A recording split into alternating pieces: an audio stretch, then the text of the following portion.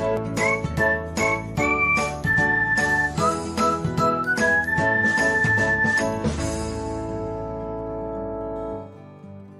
everyone, welcome back to another episode of Technologyglance.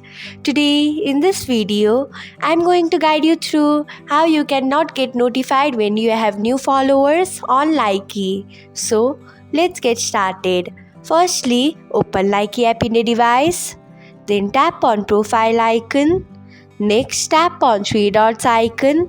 After that tap on settings. Next tap on notifications. Then you can see the option of new followers.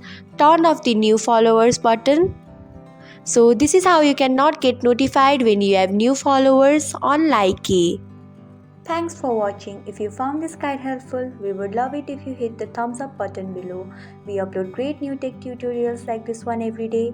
So don't forget to subscribe to our channel and hit the bell icon to get an update as soon as we post a video.